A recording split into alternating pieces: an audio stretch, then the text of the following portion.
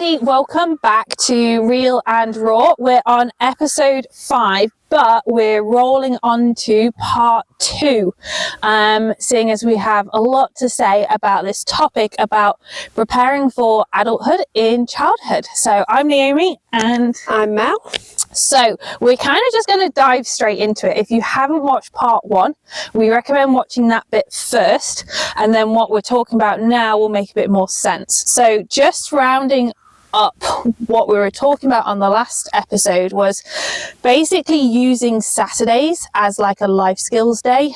So just slowing down your routines, making it like a home day, and then just setting like one goal a month or whatever, however much time you need, and just going, okay, this month we're going to learn teeth cleaning, or we're going to learn how to get dressed. Bar socks are always optional, and helping them get those key core skills grounded, integrated into their daily routine. So then when you kind of go back onto the Monday, things should start progressively getting easier and easier.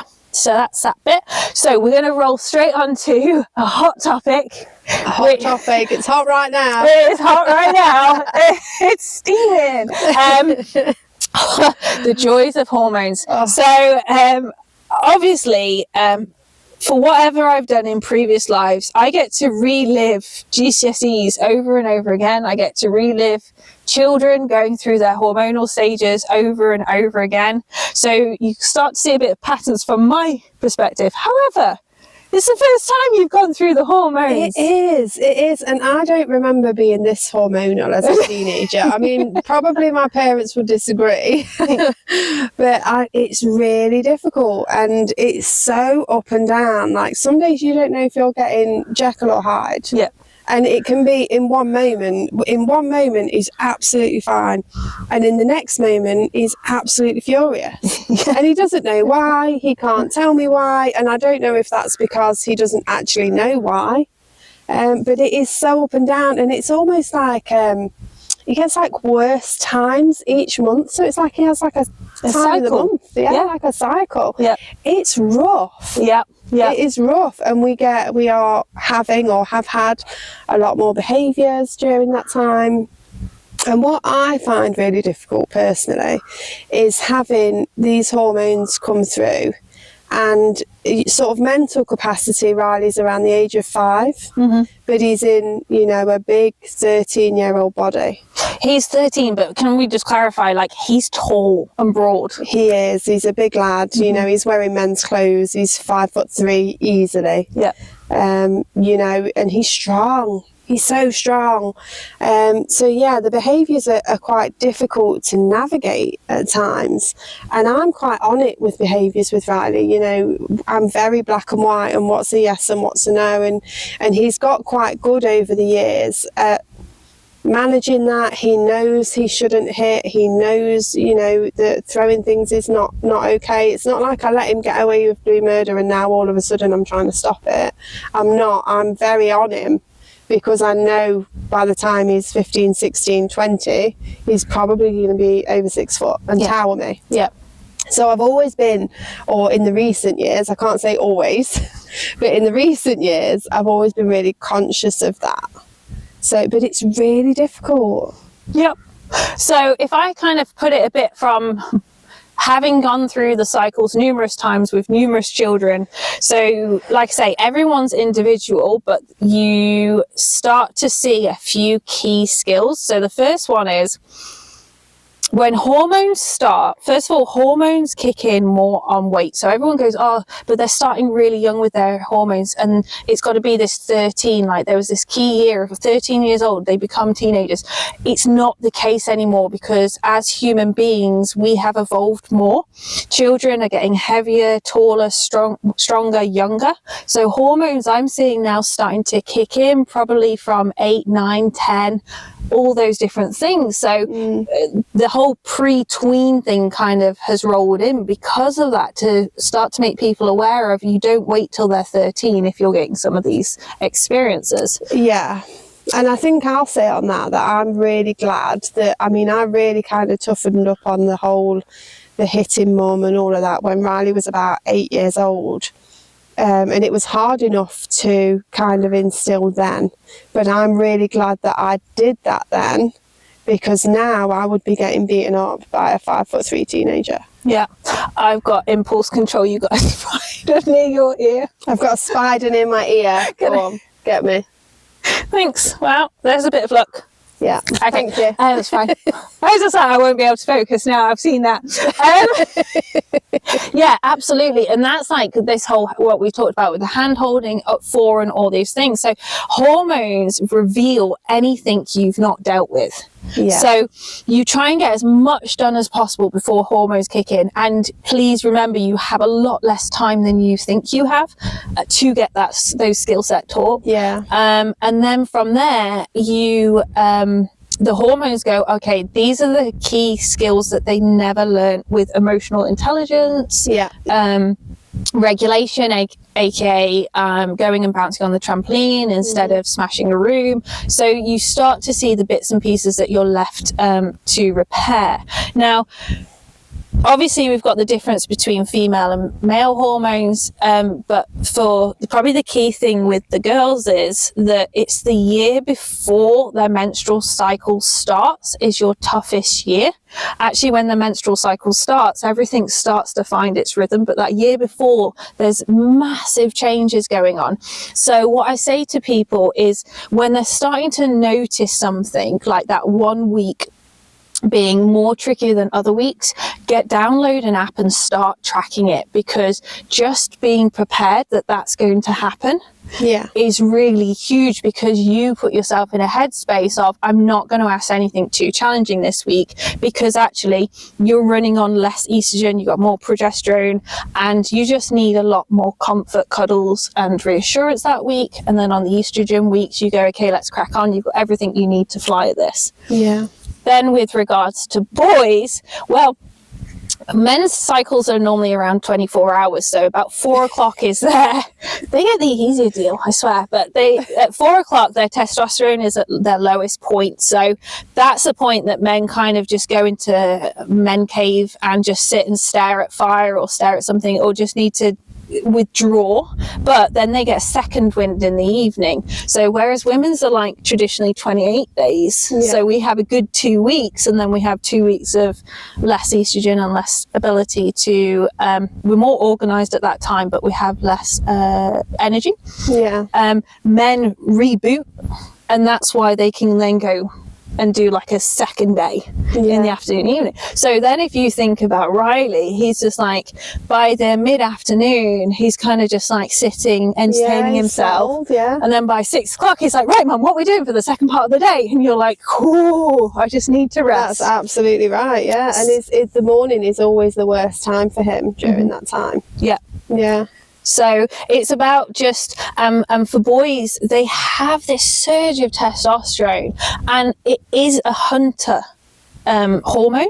It's supposed to get them to be fearless, to embark on different things. So knowing that when that surge comes in, like, you're not going to have just this little poodle to comfort and cuddle. You are stepping in, and you're gonna have to have like a man-to-man talk of, actually, we're not going out and hunting, but you need to use up that testosterone. So a lot of teenage boys, I really advocate them going in and doing the gym and different things like that, and being with other older men that they can kind of spar off, because it's that sparring that they learn how to manage that surge, how to manage that muscle yearning to have that strength. Like, okay, you try and push over a ton horse and see what happens. Oh, look, they don't move. They need that education. Yeah. So with Riley, what I'm trying to do is in the evenings, so he's got an exercise ball and a gym bike at home. So we are still really practicing trying to do cycles on the bike, which he really struggles with bilateral movement. So that's a whole other topic. But we're really trying to learn that skill. so I can put it on, you know, a harder motion to try and get some of that out. But he also has his gym ball. So what I used to call, oh, he's got the zoomies. He hasn't got the zoomies at all. He's completely exploding with a testosterone hit, and he doesn't know what to do with himself. And that's why he's running from room to room to room to room. And also we are really working towards getting him in the gym. So there's a great leisure centre near where we live. It's got a really nice, quite small little gym, and we're practicing every time we go swimming there. We go and have a walk around the gym after, and obviously eventually we'll do a look at the equipment, a sit on the equipment and leave. It's going to be a very slow process, but the idea is that we can build that up to where he can go to the gym in the evenings if he needs to, or, you know, so we've got those other options to explore. But it's really not something that you think about before these kind of hormones hit. It's not something that I was sat thinking, well, I need to make sure that I prepare for this, this and this. You don't really think about it, and then it slaps you in the face. It's quite literally. It does. And also it's like you're busy with the other skill set, trying to get all that developed. And that's what I mean about kind of keep looking ahead of what's now. You've got the opposite, which is the children who are really good at gross motor skills, but then they can't sit still. So all they can do to regulate their emotions and hormones is move through movement, etc. So they have to then learn that actually it's okay to sit still and they won't explode, because they feel this static electricity in this buzz. Like they just don't know what they're going to do with themselves. But also for hormones, it's like a lot of people, I'm just like, just don't worry. You are going through the teenage period. That is enough of a journey.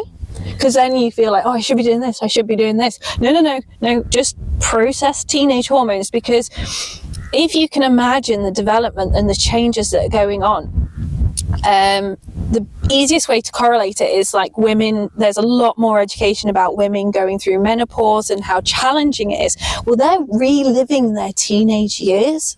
And when you start to hear their stories and their challenges and their difficulties and their ability to cope with ordinary life and hormones, you can't have an ordinary life, because the two things, trying to maintain two things, you just end up collapsing. You actually have to change your ordinary life so you've got more capacity to cope with your hormones. Yeah, that's a really good way to explain it. I just think it's really challenging, and it brings, like you say, it brings things to the forefront, and even things that you thought you'd got down. So for example, at the moment, it's really showing Riley's ability to task initiate. We've just, you know, we kind of know that he has an issue around task initiation, but that's really come to the forefront, and especially with the communication as well, which again, I thought we were doing great with his communication, but actually it's shown that there are still quite a few flaws and a few holes that we need to there is. I'll let you share as much as you want and as little as you need. So you know, without me doing too much for him, he needs to have that ability and that skill to be able to come to me and independently say that he's not okay. And he doesn't have that skill right now. So that's something we're really working on. So from that like, just to piggyback off that, at the moment his task initiation had to be initiated by somebody else. Yes. So what we're trying to do is outgrow that so that he can self-initiate. But when we explain to him the changes of expectation, the first thing we're met with is frustration, misunderstanding, and also his nonverbal why would you have to change it? This is working, which involves throwing and smashing and stomping and going off and having a bit of breathing space and time out and thinking things through, and then coming back and trying. And also that problem solving of trying, well, is it this that you're expecting, or is it that you're expecting? And going, actually, it's this we're expecting, but allowing him that chance to explore. But with that task initiation, we're hoping that when he has these testosterone surges, instead of feeling helpless, he can then go, I need to go to the gym. I need this. Or I need to go and do this, or I need to go and do that. You know, So yeah, that's kind of one of the biggest things it's brought forward for us in our journey. Yeah. But it's a constant work in progress. I mean, what have we got some helpful tips for people that might be watching that are all of a sudden faced with hormones that haven't prepared? Yeah. Like me. Get your tin hat on and hold on tight. It's a hell of a ride. And how long does it last? Well, please tell me it's going to be over soon. Well, it's really interesting. So I've just recently, last week, had a conversation with a young man, and we have literally been riding Oblivion. So turn up, and like, it's just, you can just see it in his demeanor. It's just like, oh, I got all this inside me. So it's literally like, push a heavy barrel of poo, lift bales of hay.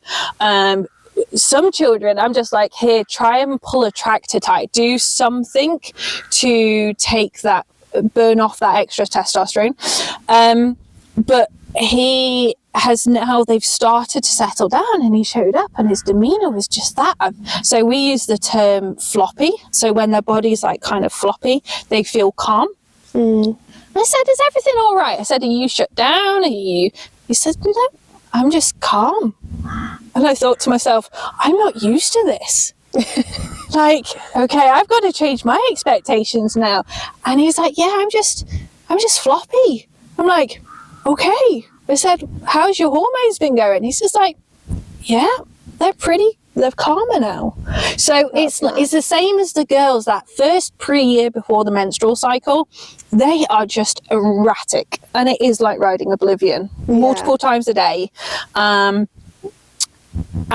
the same with boys, and you've just got to be able to adapt your lifestyle and not become afraid of it. So I see a lot of parents obviously faced with these new presentations, and they start to back off and change their expectations and then go into appeasement. Yeah. Whereas actually now more than ever, they need consistency off you, and especially your expectation, but they also need you to slow down. Because can you imagine if you've got period pains and stomach cramps?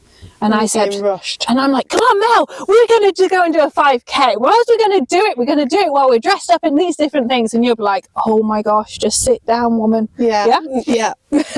Well, sometimes they can't express that because obviously they want to be polite, but also they don't know that. So seeing them that are actually, today's a tough day, just going, hey, do you want just a movie day? Do you want a duvet day? Do you need things just to settle down? It's about reading the room, reading the situation. I mean, one of the things I've had recently with Riley is we went through a day or two of really tough behaviours that I've not seen for, quite a few years. Yeah. He was really probably more aggressive than I've seen him, and I had a bit of hair pulled out, and I had to hold him for the first time in a few years, and I got a bust lip and bits and bobs, and it was really difficult. I love it how you just like, just a usual day in the park. It happens. And we had some things broken and whatnot, but anyway, we got through it. And then that afternoon I still took him swimming, and he'd calmed down. It was all over, and it wasn't an autistic meltdown. He was frustrated and angry, and it was a hormone surge. And I can tell the difference because I know him well enough now to be able to tell the difference. And I still took him swimming, and I had, people say to me, well, you've done the wrong thing there because you've rewarded him for his bad behaviour. Well, actually, it was me knowing that he needed that gross motor. He needed that sensory input. It wasn't a reward. It was he needed that movement. If I'd have kept him in the house for the rest of the day because he'd done something naughty, it'd have had the complete opposite effect. And actually, he spent an hour jumping as high as he could and plunging himself to the bottom of the pool for an hour because he needed to get that out. So it's about reading the room and knowing the difference of what they actually just need that day, and not penalising them as such for these outbursts that they may have due to hormones. Well, that's it. It's about like, they just go, oh, they're just the phrase that kind of gets under my skin is they're just teenagers. Yeah, they're just teenagers. And it's just like, so when a teenager is a teenager, people go, give them more freedom. Yeah. Whereas actually the way the brain is developing right now, they have the part of the brain which means they can sequence and plan, and they want to be independent, but the problem is that front part of the brain with the emotional intelligence hasn't grown properly yet.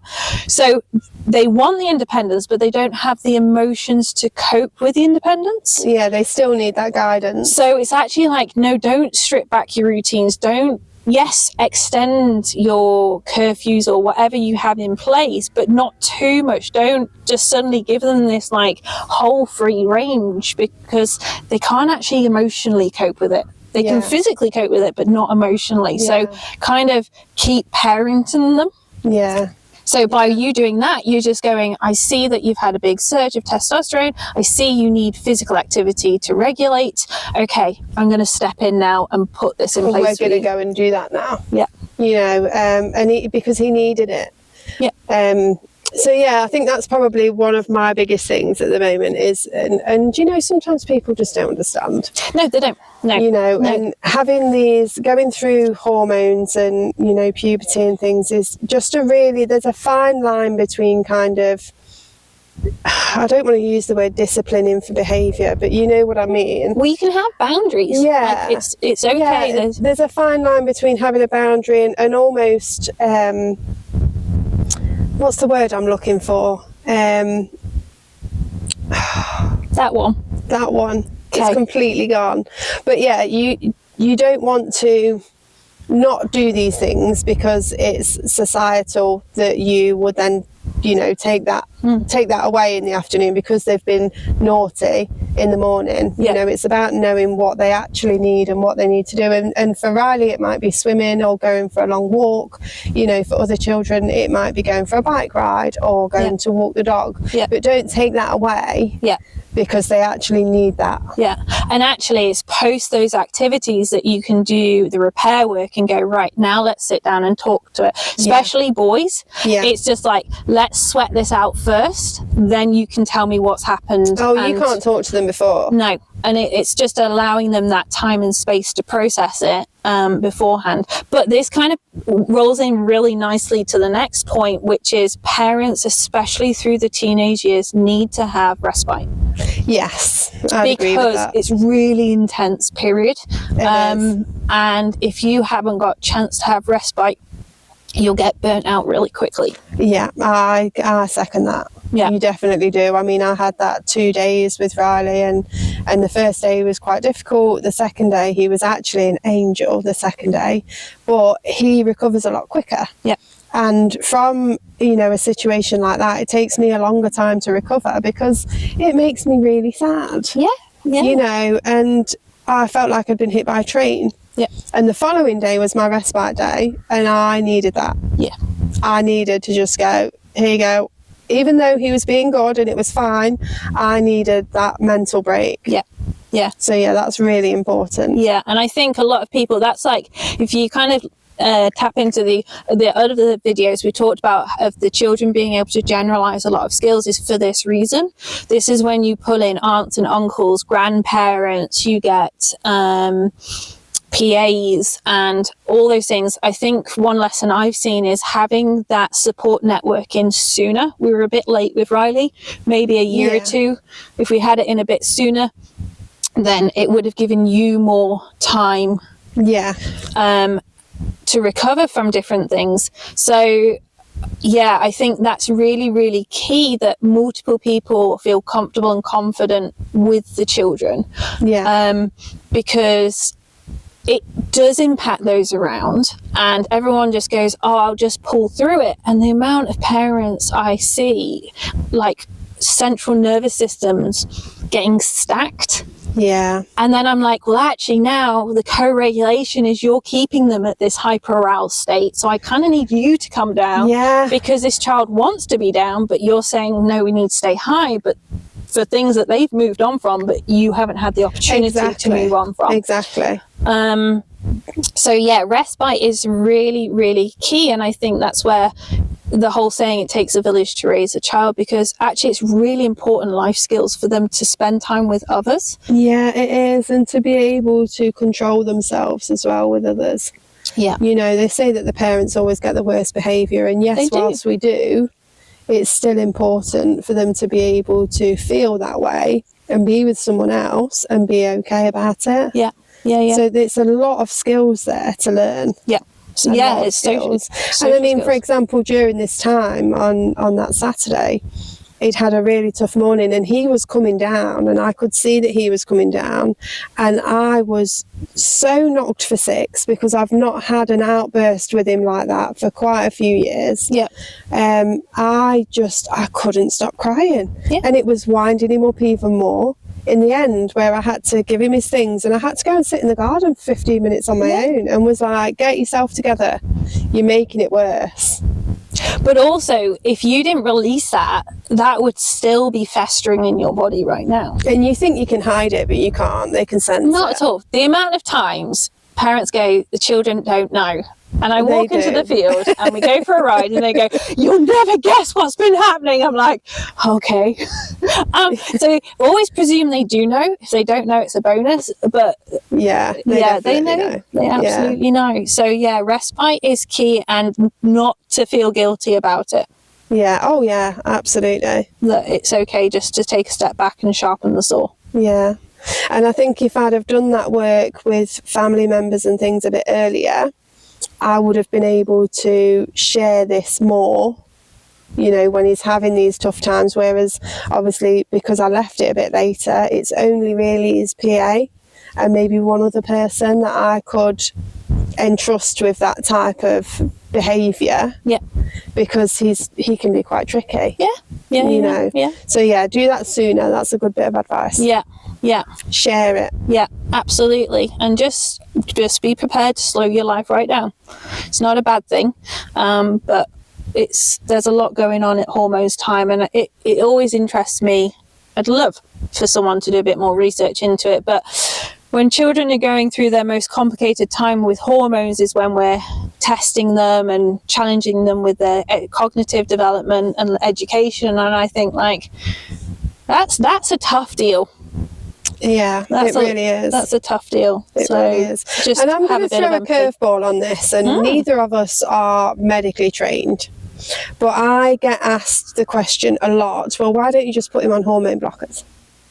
It's a really good hormone suppressants. Now, from my perspective, it's not something that I would consider doing because first of all, it's a natural process. I think, you know, we all go through it for a reason. And also, if I suppress it, surely it's going to come out eventually.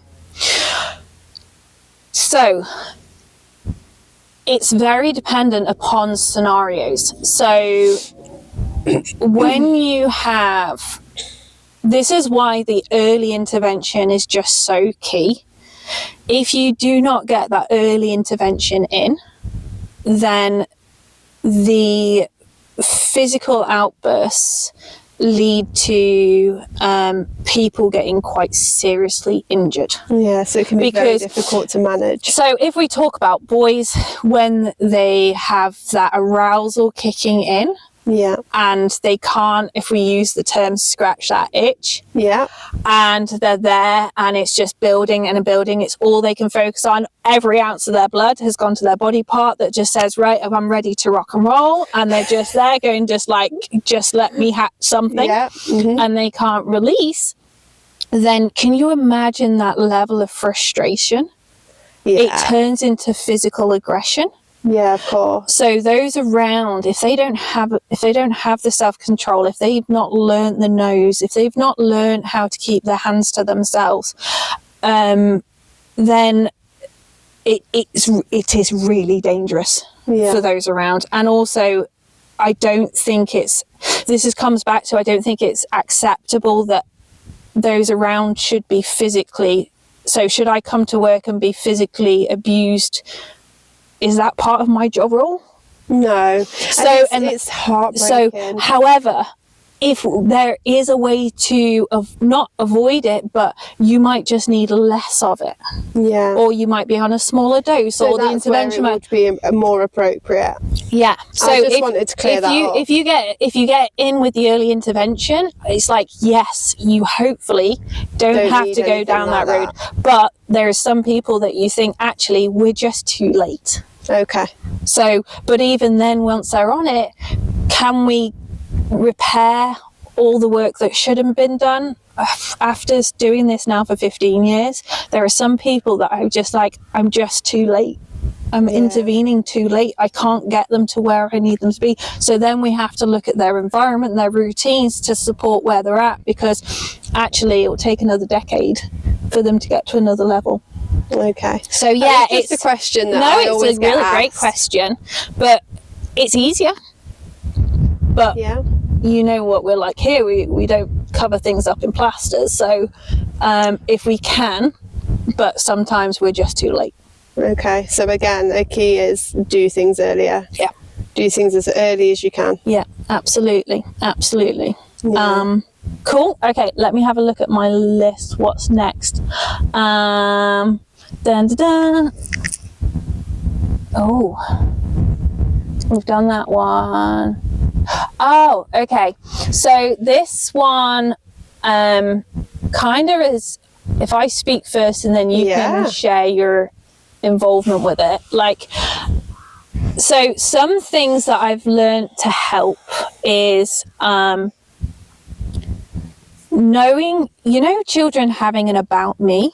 Yes. The about me is normally from parents' perspective. Now, I stand by, parents do have a really good handle on their child. However, they do also have a distorted view of the child that they remember most. Yes. Just how the brain stores the memories. So some of the couple of things that I've learned over the years to really help teenagers through teenage years is them learning to understand who they are as a person. Mm-hmm. One of those things is, and I know this one's controversial, so kind of take it or leave it, is seeing if they've got any food intolerances. Just because if their diet has too much sugar in, if they're eating stuff, normally they overeat the stuff that they're actually have a bit of an inflammation.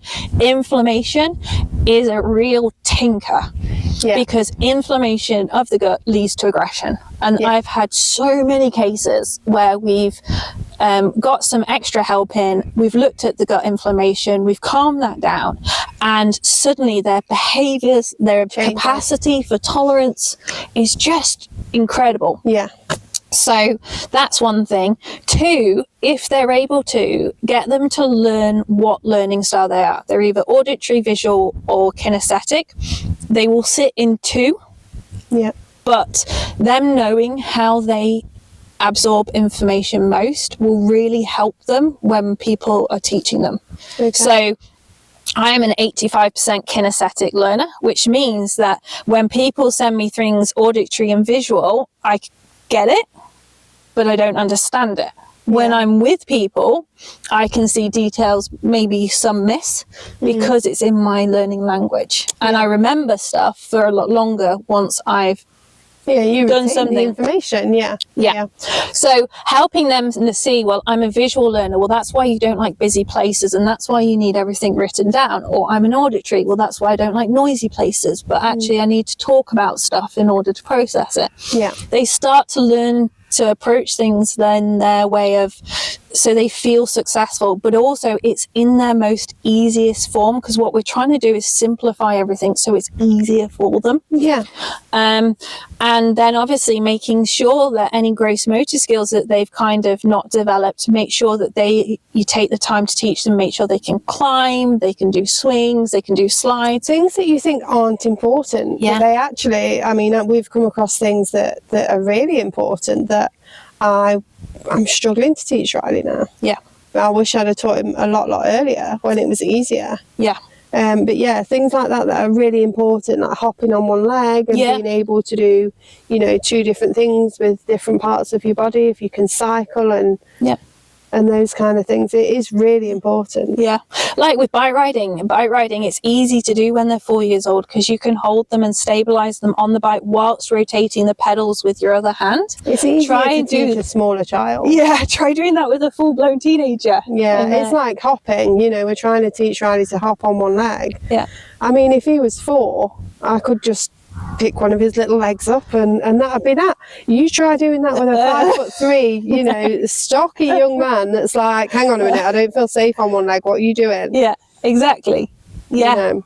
Absolutely. So them learning what they need and being able to communicate with those around them helps make their hormonal journey so much easier, because hormones are influenced by our cortisol levels, and so we're trying to help their days just be a little bit simpler, because they're hard enough as it is, because they've got all these weird feelings going on. Yeah. And I think even like with Riley, who's non-verbal, you can still learn how he learns best. Yeah. So I know that he's mostly a kinesthetic learner, and he likes visual aids. Yep. But if I talk to him, it goes in one ear and out the other. Yeah. So you can still work it out. Absolutely. So I think that also helps a lot with getting them through the other side, and will help them forevermore with life. Yeah, because they can always set themselves up. It's quite interesting to see when you put the child in the right environment, they just instantly thrive. Yeah. So it's just about helping them be able to do that for the rest of their life through their adulthood years. Yeah, and that's another point that's really interesting is that all of these topics that we're talking about is all about preparing them for adulthood and being able to cope and maintain and control themselves, control their aggression, so that they can have a better life.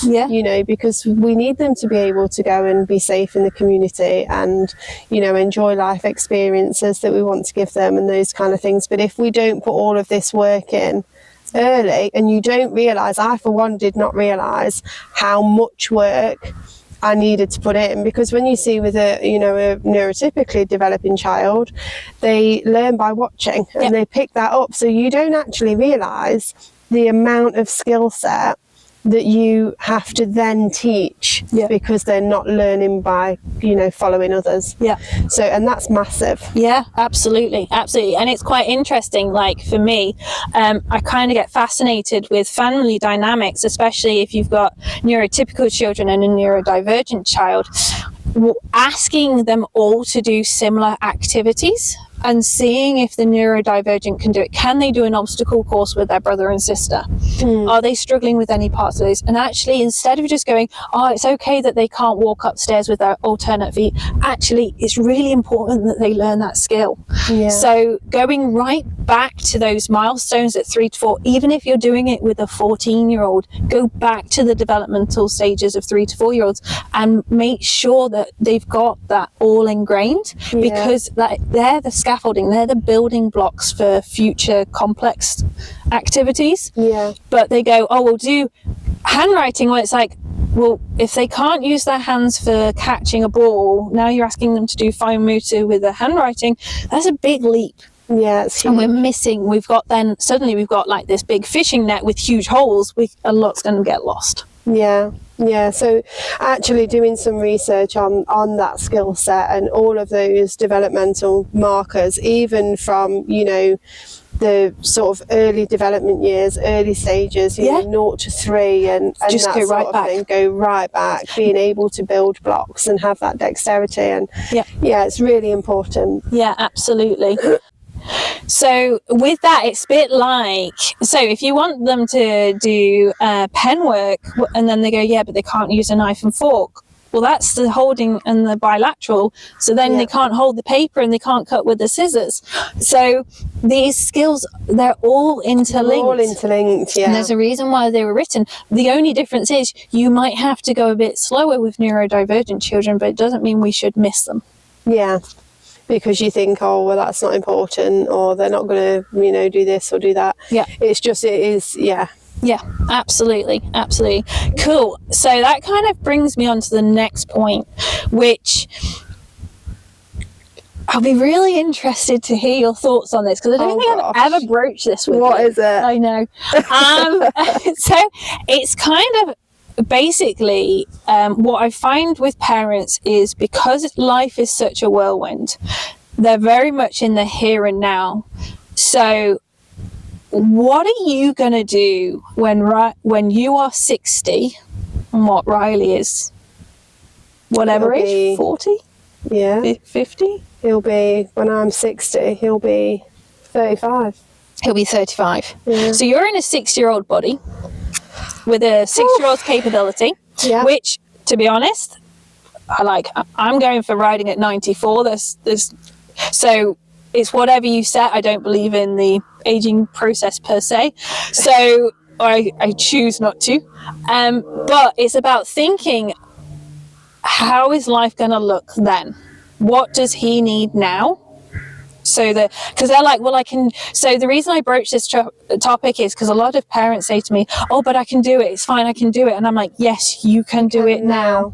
Yeah. But I've had experiences with parents, children losing a parent or going to live with grandparents who are a lot older, and also parents, because of their journey, have ended up getting poorly and have now got long-term illnesses. Yeah. So, and life happens.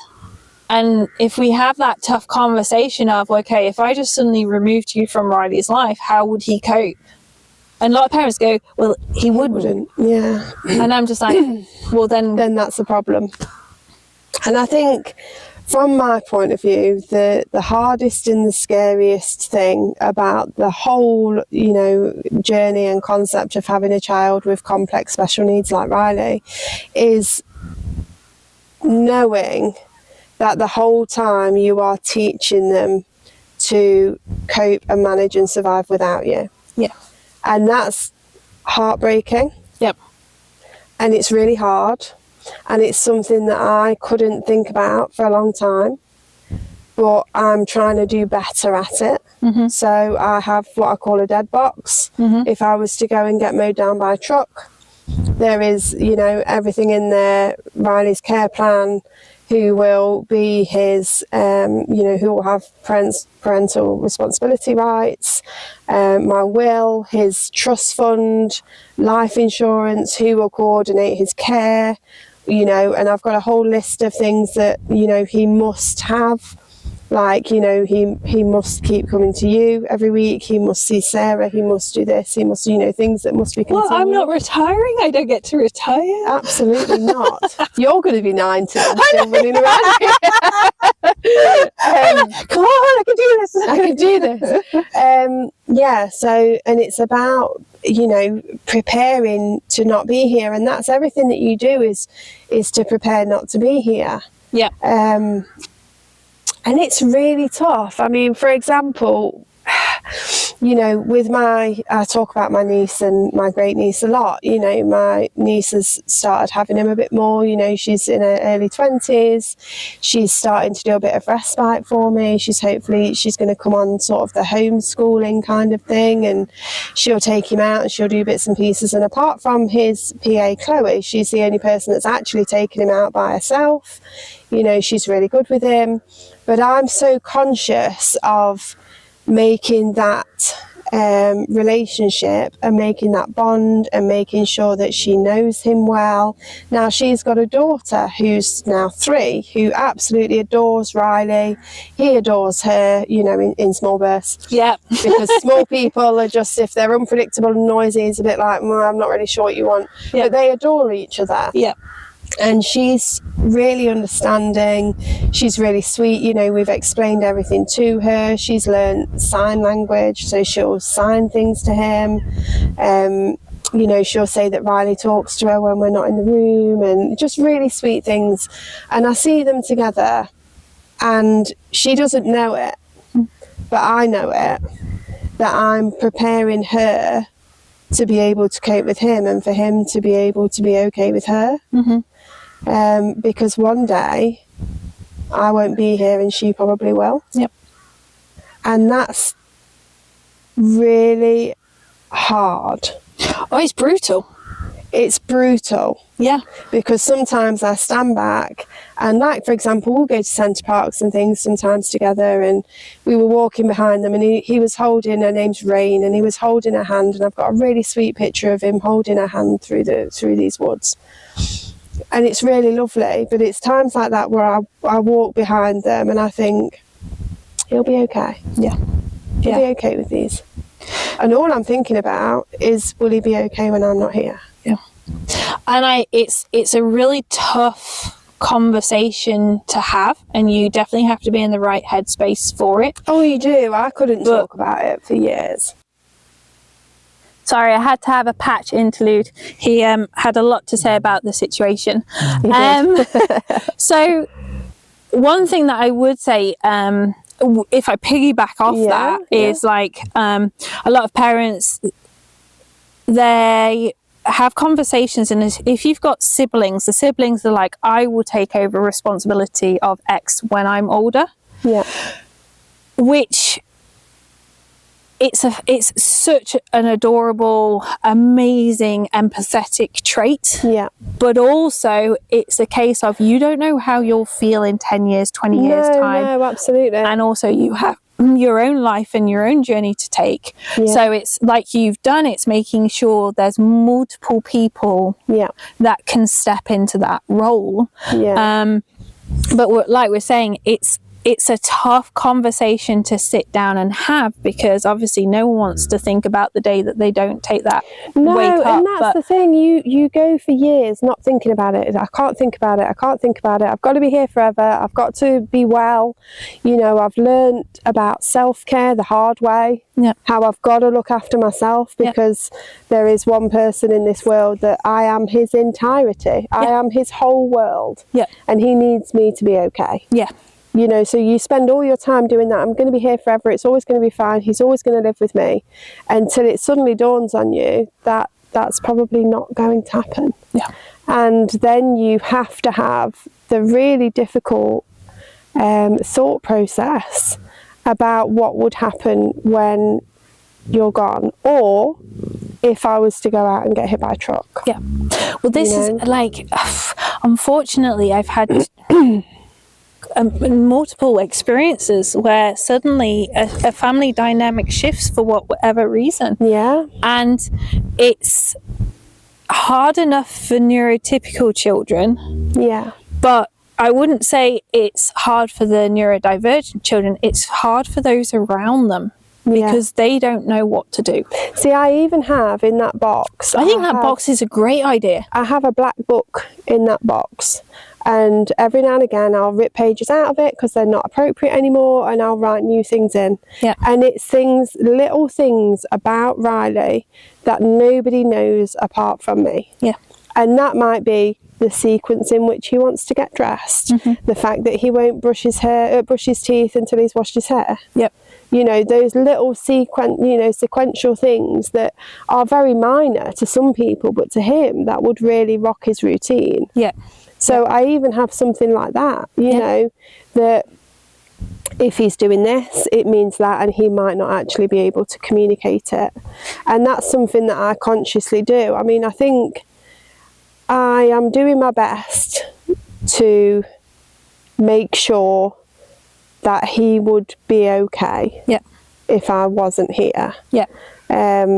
So I'm trying to just make sure that I've got as many things sort of in place or written down as I physically possibly can, and that he's okay with as many people as I can make him okay with, so that, you know, he's as okay as he can be should the worst happen. And kind of from my perspective, the real easiest way to start this journey is for parents, or that single parent, to not try and do it all. Yeah, so I'm even a single parent, Dad's not on the scene, so there's no chance of, you know, parental responsibility being taken there. So I have to, you know, make sure that I've got a group of people, which is what I'm trying to build. But even like in a marriage, they'll always go to either mum's the sole carer or dad's the sole carer, and they'll have the go-to person. Yeah. And that go-to person will be like, oh, it's just easier if I do it. And it's just like, I know it's easier, but when you have capacity, you need to share this responsibility, because of, so that hopefully never ever have to experience it. But if anything did happen or anything did change, or I know it sounds really strange, but parents just going in for a routine operation and not being available for 2 weeks. or not being able to do something that they've always done, like pick up a little child. Like, have they prepared them? The preparation is really, really key for these children, and it's about allowing yourself to sit down and have those conversations with close people about these tough topics of going, I don't know what I'd do if this situation or that situation happened. And some people, because they find the topic too difficult, will say, oh, don't talk about that, it's so morbid. People will say to me, you know, you're not even 14, you've got this dead box with all of these instructions in and life insurance policies and what's going to happen here and where Riley's going to live, and why are you thinking like that? Don't think like that. Well, tomorrow's not promised. No, tomorrow's a privilege. Unfortunately, tomorrow is not promised, and you just never know. And I do feel more settled now that I'm being more prepared. I don't think I'll ever be ready to think, right, I'd be okay to leave him now. No, not at all. You know, never ever. No. But at least if I can do the best that I can and the most preparation that I can, you know, we sail through life, all of us. That won't happen to me. Yeah.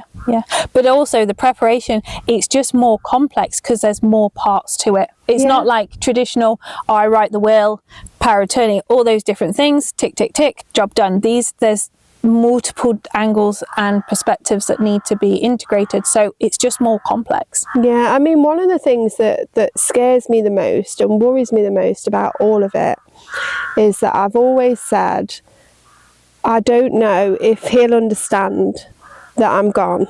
I don't know if he will sit by the window and wait for my car and look for me to come back. And that scares me. That breaks my heart.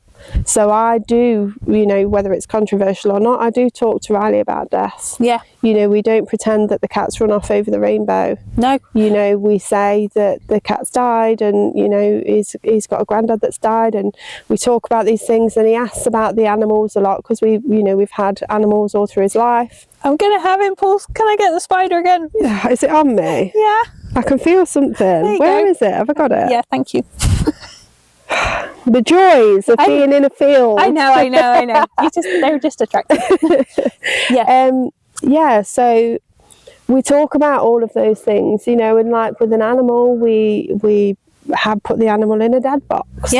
You know, and don't listen back. Sorry. we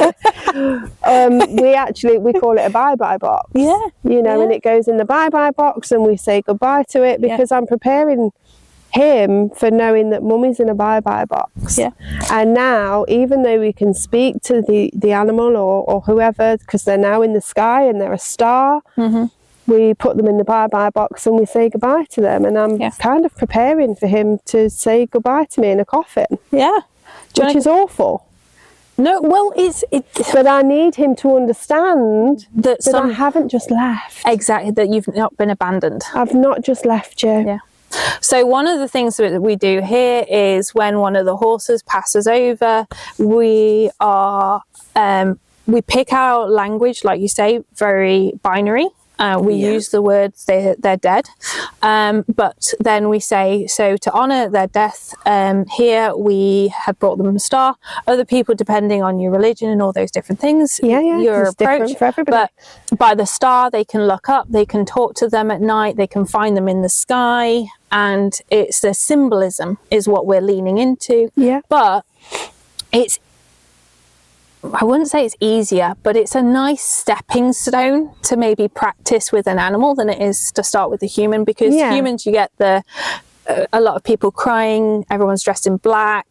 It's quite an emotionally intense experience for that first thing. So, but taking that time to actually understand that topic for that reason, so that hopefully never have to have it, but if it did have to occur, they can process it or begin to process it or go on to a bereavement centre, then continue processing it. But at least there is that basic level of understanding. So that's one of the hardest things, I think, for parents to help their child prepare for adulthood. Is part of adulthood is death, and that one day they won't have the same people around them. Yeah, of course. I mean, you know, all of our children adore their grandparents, you know, and we've lost our grandparents now. because we're older, and that's the life cycle. Yep. You know, so it is so important, and it's the one thing that absolutely breaks my heart is just the thought of him thinking that I've just gone out and not come back. Yeah. Yeah. So I need him to understand that process enough to be able to know that I haven't just abandoned him. Absolutely, 100%. And that's and that one he of the can be greatest gifts okay you've with been other given. people. Yeah. And you know, it's really tough. It's really, really hard, and it's not something that I find easy. Gosh, I tell people all the time I couldn't talk about it for a long time. Yeah. But it would be unfair and selfish of me to not try and give him that skill set and that understanding and those other people that can, you know, that he can feel safe with. And I would be doing him an injustice by not doing that, because I find it hard. Absolutely. And they are really adaptable, because like when Red passed over, that was the first time that they went through the grieving process with the horse, but then unfortunately we lost Matilda. And when that occurred, they were able to go, oh, does she have a star? And even though we all still talk about it and we say we miss them and we wish they were here to help us and all those different things, they were able to process that and understand it, and it just made the journey a little smoother, not easier, but just a little smoother. Yeah, absolutely. And I think that's the best thing that we can do, is give them that understanding and that, you know, the ability to be able to at least have been exposed to that. Yeah. Because if all of a sudden I hadn't done any of that and then one day I just got hit by a bus, his whole world would just collapse. Yeah. And just because I find it a really difficult topic and other people around me find it a really difficult topic, that doesn't mean that I shy away from doing it, because it's so important. I mean, you know what I'm like. I like to bring humour into things. It helps me get through things, and I'll say, it's all in the dad box. You know, I've got a book in the dead box, and it's hilarious because on the front it says it's your problem now because I'm dead. I love that.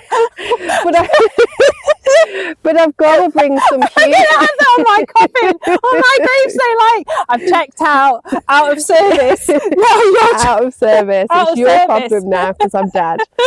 Absolutely. You know, and I bring some humour into it because that's my coping mechanism, and that's the way that I get through it. And I talk to my niece about, you know, her daughter and my great niece, and I'll say, you know, she doesn't know it yet, but I'm grooming her to be his carer. You know, and we'll laugh and joke about things like that because it just helps you get through those difficult times.